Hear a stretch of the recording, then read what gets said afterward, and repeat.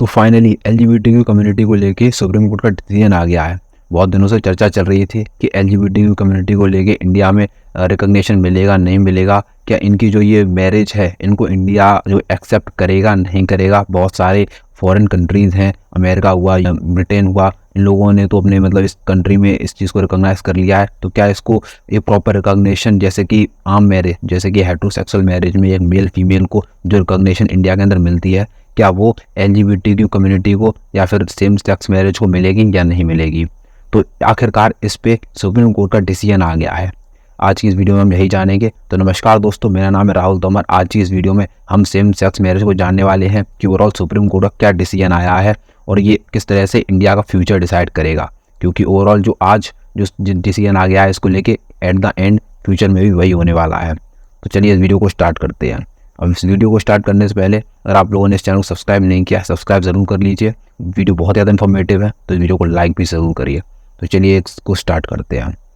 अब देखिए, सबसे पहले हम बात करते हैं ये पूरा जो सुप्रीम कोर्ट का डिसीजन है ये 5 जजेस की कॉन्स्टिट्यूशनल बेंच ने लिया है। अब इस पूरे बेंच में आप लोगों को 5 जज देखने को मिलेंगे, जिसमें एक हमारे chief justice of India DY Chandrachud साहब हो गए, जिनको आप लोग जानते होंगे। उसके बाद जस्टिस SK काल, जस्टिस SR भट्ट, जस्टिस हिमा कोहली, जस्टिस PR नरसिम्हा। तो आप लोगों को ये 5 जज जो है देखने को मिलते हैं। अब देखिए, इन लोगों का जो डिसीजन है ना, ये 5 जज का बहुत ही अलग अलग आया है। जहाँ पे आप लोग कह सकते हैं 3:2 का डिवाइड हुआ है, यानी कि 3 जज एक तरफ थे और 2 जज एक तरफ थे। इस वजह से सिर्फ 2 जज ऐसे थे जो इस एलजीबीटीक्यू कम्युनिटी को रिकॉग्नाइज करने को तैयार थे, इसको भी एक नॉर्मल मैरिज की तरह देखने को तैयार थे। जिसमें से एक हो गए हमारे CJI DY चंद्रचूड़ साहब और दूसरे जस्टिस SK कौल। ये 2 जो जज हैं ये एक तरफ थे, ये पूरी तरह से एक दूसरे से एग्री करते थे। इनका कहना ये था कि एलजीबीटीक्यू कम्युनिटी है इसको प्रॉपर रिकॉग्निशन मिलना चाहिए। इनका कहना ये था कि जिस तरह से नॉर्मल जो कपल होते हैं वो जो प्रोसीजर फॉलो करते हैं, जो उन लोगों को एक राइट मिलते हैं, वो सारे राइट एलजीबीटीक्यू कम्युनिटी को भी मिलने चाहिए, सेम सेक्स मैरिज को भी मिलने चाहिए। अब देखिए कौन कौन से आप लोग लॉ देख सकते हैं, जैसे कि एक चाइल्ड को अडॉप्ट करने का एक कानून होता है, तो वो जो है नॉर्मल कपल को अलाउ है, ठीक है, पर एलजीबीटीक्यू कम्युनिटी को अलाउ नहीं है। तो CJI साहब का ये कहना था कि ये भी हम लोगों को अलाउ करना चाहिए।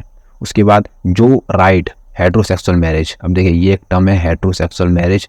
हेटरोसेक्सुअल मैरिज का मतलब यानी कि एक मेल और दूसरा फीमेल, ठीक है, इन दोनों की मैरिज, तो ये हो गया हेटरोसेक्सुअल। और वहीं पर अगर हम बात करें नॉन हेटरोसेक्सुअल यानी कि एक होमोसेक्सुअल की बात करें तो मेल मेल या फीमेल फीमेल, तो आप लोग ऐसे समझ सकते हैं।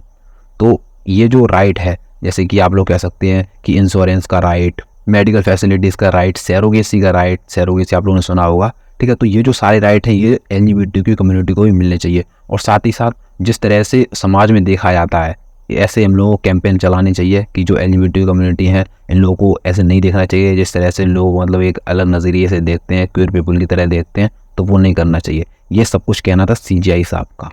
मैं फिर कहूँगा ये सब कुछ कहना था CJI साहब का। मैं पूरे मैं यहाँ पे सुप्रीम कोर्ट का नाम नहीं लूँगा, क्योंकि सुप्रीम कोर्ट के अंदर 5 जज बैठे हुए थे, तो 5 जज का जो है वर्डिक्ट अलग अलग थी। ये CJI साहब का कहना ये है, ठीक है, DY चंद्रचूड़ साहब का। और उनका कहना ये भी है कि जो पुलिस जो है एक फोर्सफुली इन लोगों को परेशान करती है, तो वो भी नहीं करना चाहिए। और इस चीज़ से जस्टिस SK कौल ये पूरी तरह से एग्री करते थे। ये दोनों जज जो है एक तरफ थे और बाकी के जो 3 जज हैं वो एक तरफ थे, वो इनके फेवर में नहीं थे। तो 3:2 का आप लोग इस पूरे को कह सकते हैं कॉन्स्टिट्यूशनल बेंच को। अब देखिए, अब जस्टिस कौल का और क्या कहना था। देखिए, मैं पहले आप लोगों को जो एक तरफ है उसकी पूरी बात बताऊंगा, उसके बाद जो दूसरा पक्ष है उसकी मैं बताऊंगा। सबसे पहले हम लोग फेवर की बात कर लेते हैं। जो 2 जज बैठे हुए थे एक साथ जो फेवर में थे इसके, मैं उनका आपको सुनाऊंगा। उसके बाद जो 3 जज अलग थे उनका मैं अलग आपको सुनाऊंगा। तो हम लोगों ने DY चंद्रचूड़ साहब की बात कर ली, अब जस्टिस SK कौल की बात करते हैं।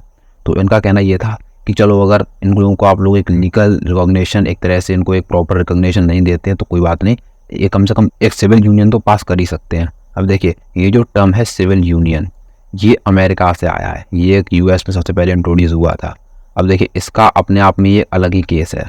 इसका केस ये है कि पास्ट में जो कुछ भी चल रहा है उससे हमें मतलब नहीं है, आगे आने वाली जितनी भी नई जो आप लोग कह सकते हैं नीतियाँ हैं, जो भी आगे आने वाले कानून हैं, आगे आने वाले बेनिफिट्स हैं, जो भी एक कपल को, नॉर्मल कपल को मिलते हैं, वो सारे के सारे जो हैं एक एलजीबीटी कम्युनिटी है उसके जो कपल हैं उनको भी मिलेंगे। ठीक है, तो ये जो है ये आप लोगों को देखने को मिलता है सिविल यूनियन, तो कम से कम ये तो मिलना ही चाहिए। पर आप लोगों को पता है कि जो कॉन्स्टिट्यूशनल बेंच होती है उसमें अगर 2:2 का अगर है, ठीक है ना, तो जो जज जो ज़्यादा होते हैं, जिसमें एक तरह से जिसमें ज़्यादा वोट पड़ जाते हैं, 3 जज हैं एक तरफ, तो ये जो है यही आखिरी डिसीजन होता है। इनके जो डिसीजन है इनको रिकॉग्नाइज नहीं किया जाता है। तो फाइनली सुप्रीम कोर्ट ने फाइनली रिफ्यूज़ कर दिया है कि ऐसा कुछ भी नहीं होने वाला। आप लोग यहाँ पे देख सकते हैं, SC refuse to give marriage equality of LGBTQ community in India. ठीक है, तो फाइनल डिसीजन ये है, कोई भी इक्वलिटी राइट नहीं मिलने वाले हैं LGBTQ कम्युनिटी के लोगों को। तो आप लोग ये कह सकते हैं कि एक नॉर्मल कपल हो गया और एक LGBTQ कपल हो गया, तो इन लोगों को सेम नहीं देखा जाएगा। ये आया है सुप्रीम कोर्ट का डिसीजन अभी के लिए। और मैं अभी के लिए मैं इसलिए कह रहा हूँ, आप लोग उस वीडियो को पूरा देखिए। ठीक है, अब देखिए, सबसे पहले हम बात करते हैं कि अब जो लोगों ने पेटिशन डाली थी, कि जो लोग इसके फेवर में थे, जितने भी जो एडवोकेट हैं, जिन लोगों ने इस पूरे उसको फेवर किया था कि जो LGBTQ है इसको एक तरह से इंडिया में रिकॉग्नाइज करना चाहिए, बिल्कुल इक्वल स्टैंडर्ड होना चाहिए हेट्रोजीनियस और होमोजीनियस होमोसेक्सुअल मैरिज और हेट्रोसेक्सुअल मैरिज का। तो अब देखिए, तो इनका कहना ये है, तो ये सारे लोग जो हैं बहुत निराश हो गए हैं, क्योंकि इनका कहना ये था कि जिस तरह से हेट्रोसेक्सुअल मैरिज हैं, जैसे एक स्पाउस, एक जीवन साथी होता है जिससे मतलब कि एक तरह से पूरा फाइनेंशियल इंश्योरेंस, जो कानून फाइनेंस से लेके है, इंश्योरेंस इशू से लेके है, मेडिकल से लेके है, मेडिकल, उसके बाद फिर उसका जो सक्सेशन है, सक्सेशन का मतलब ये है कि अगर जैसे एक नॉर्मल कपल है, ठीक है, उसकी जो भी प्रॉपर्टी है जितना भी है, तो उसके आने वाले जो मतलब बच्चे हैं उनको मिलती है। ठीक है, पर यहाँ पे जो है ये ऐसा कुछ इन लोगों के लिए नहीं है, जो LGBTQ कपल हैं इनके लिए ऐसा कुछ भी नहीं है, तो ये भी होना चाहिए। उसके बाद एडॉप्शन का है, कोई भी आप चाइल्ड एडॉप्ट नहीं कर सकते हैं। ठीक है, तो एक और उसका सैरोगेसी का हुआ। ठीक है, सैरोगेसी आप लोगों को पता होगा कि एक कोई जैसे कोई भी एक कपल है, वो अपना जो बच्चा है वो किसी दूसरे से प्रोड्यूस करवाए, तो मतलब ये जो है ये सारी चीज़ें एक LGBTQ कपल को नहीं मिलने वाली हैं। तो फाइनली आप लोगों को डिसीजन पता चल गया होगा। उसके बाद अगर हम बात करते हैं कि सेंटर का क्या कहना है, देखिए इसमें जो आप लोग 3:2 का जो पक्ष देख रहे हैं ना, तो इसमें जो 2 हैं जज, जो कि एक हो गए हमारे जस्टिस कौल साहब और दूसरे CJI, ये दोनों एक तरफ हैं, तो इनका ये तो फेवर में है, और बाकी जो 3 जज हैं ये जो अगेंस्ट में है। तो इनका कहना ये है कि ये जो कि जितना भी फैसला है ना, ये सारा का सारा हम लोग पार्लियामेंट में डाल देना चाहिए। ये एक यूनियन का डिसीजन होना चाहिए। हमारा कोई हक नहीं बनता कि क्या हम लोग नए कानून बनाए, क्योंकि आप लोग पता हुआ एक स्पेशल मैरिज एक्ट है, तो उसके तहत क्या हुआ है, उसके तहत जो भी कपल हैं, जैसे पहले क्या होता था कि जैसे हमारे हिंदू धर्म के अनुसार या फिर जो मुस्लिम धर्म है इसके अनुसार क्या होता है कि जब भी कोई मैरिज होगी तो एक हिंदू या फिर एक मुस्लिम इन लोगों में ही शादी होने वाली है। पर स्पेशल मैरिज एक्ट के अनुसार क्या था कि ये जो है एक फीमेल हिंदू और एक मेल हिंदू कोई भी ऐसा शादी कर सकता है, ऐसा कुछ भी रिकॉग्नाइज नहीं है। तो इनका कहना ये है कि ये जो है स्पेशल मैरिज एक्ट में सिर्फ और सिर्फ मेल फीमेल को ही काउंट किया गया है। ऐसा नहीं है कि मेल मेल से शादी कर ले, फीमेल फीमेल से शादी कर ले, तो ऐसा कुछ भी एक नहीं रिकॉग्नाइज किया गया है इसके अंदर। तो ये जो नया आप लोग ऐड करना चाह रहे हैं स्पेशल मैरिज एक्ट में, तो ये जो है ये एक पार्लियामेंट का डिसीजन होना चाहिए। पार्लियामेंट अपना जो है प्रॉपर माइनॉरिटी या मेजोरिटी जैसे भी पास कराना चाहे पास कराए, तो वो एक हम लोग का कोई डिसीजन नहीं, हम लोग इसमें कोई भी हस्तक्षेप नहीं करना चाहिए, ये पूरा हम लोगों को पार्लियामेंट के ऊपर डाल देना चाहिए। तो ये कहना था ये जो 3 जज हैं इनका। इन्होंने एक तरह से आप लोग कह सकते हैं पूरा ना नहीं किया है कि नहीं LGBTQ कम्युनिटी को हम लोग रिकॉग्नाइज नहीं करेंगे, ठीक है, ये इलीगल है, ऐसा कुछ भी नहीं कहा गया है। एक तरह से इन्होंने ये कहा है कि ये जो पूरा डिसीजन है ये सुप्रीम कोर्ट नहीं लेगा, ये जो है एक पार्लियामेंट्री डिसीजन है, इसको पार्लियामेंट को ही लेना चाहिए, और जो बचा हुआ है वो हम लोगों को स्टेट असेंबली है उनको ये डिसीजन लेना चाहिए, हमारे इस पर कोई भी हक नहीं बनता है। और वहीं पर अगर हम लोग सेंटर की बात करें, मैं ऑब्वियसली अगर पार्लियामेंट की बात करूं तो पार्लियामेंट में majority of the seat centre के पास हैं। तो अगर हम सेंटर की बात करें तो सेंटर का कहना ये है हम लोग LGBTQ कम्युनिटी है इसको रिकॉग्नाइज नहीं करेंगे, ये बिल्कुल अपोजिट में है इस प्ली के। इनका कहना ये है सिर्फ और सिर्फ बायोलॉजिकल मेल और बायोलॉजिकल वुमेन, ठीक है, बायोलॉजिकल मैन या बायोलॉजिकल वुमेन, इन दोनों की ही जो शादी है इसको हम रिकॉग्नाइज करने वाले हैं, और किसी की भी शादी को हम लोग रिकॉग्नाइज नहीं करेंगे। तो ये है सेंटर का आप लोग कह सकते हैं डिसीजन अभी के टाइम पे।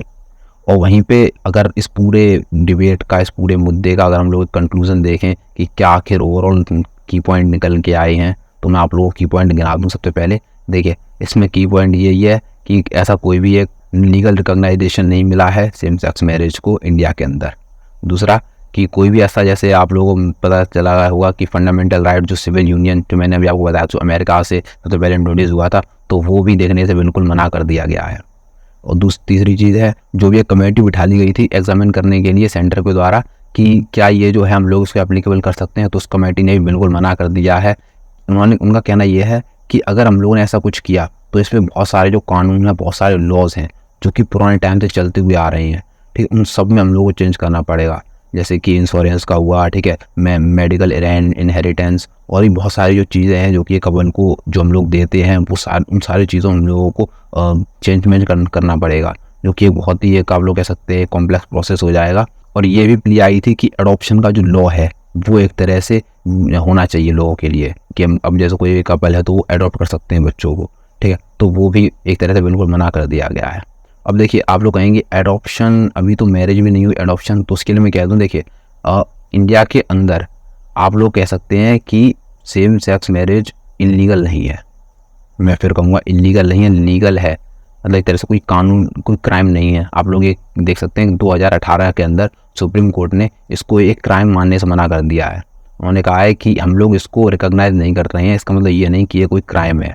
अगर कोई भी मेल या फीमेल शादी कर रहे हैं तो उन्होंने कोई क्राइम नहीं किया है, इसे हम लोग क्राइम नहीं मानते हैं। तो इसीलिए जो भी आज के टाइम पे कपल है, भले ही इनको जो सारी फैसिलिटीज़ हैं, रिकॉग्नाइजेशन नहीं मिल रहा है, पर वो जो हैं एक जो क्राइम नहीं है, और साथ ही साथ जो भी हैं तो वो एक किसी को अडॉप्ट नहीं कर सकते हैं। तो ये जो चीज़ है ये आप लोगों को देखने को मिलती है आज के टाइम पे। और वहीं पर अगर हम बात करें कि कौन कौन से कंट्रीज़ हैं जिन्होंने इस पूरे सेम सेक्स मैरिज को अलाउ कर रखा है, LGBTQ कम्युनिटी को एक रिकॉग्नाइजेशन दे रखा है, तो पूरी दुनिया में आप लोगों को 32 कंट्रीज़ देखने को मिलते हैं जिन्होंने इसको रिकॉग्नाइजेशन दे रखा है। अब जैसे कि कुछ बड़े बड़े कंट्रीज़ की हम लोग बात कर लेते हैं, जैसे कि अमेरिका हुआ, US हुआ, ठीक है, कनाडा हुआ, ऑस्ट्रेलिया, अर्जेंटीना, ठीक है, साउथ अफ्रीका ने अभी हाल ही में दिया था, आप लोगों को पता होगा, साउथ अफ्रीका। उसके बाद ताइवान। देखिए, ताइवान जो है पहला एशिया का कंट्री बना है जिसने LGBTQ कम्युनिटी को एक रिकॉग्नाइजेशन दिया है।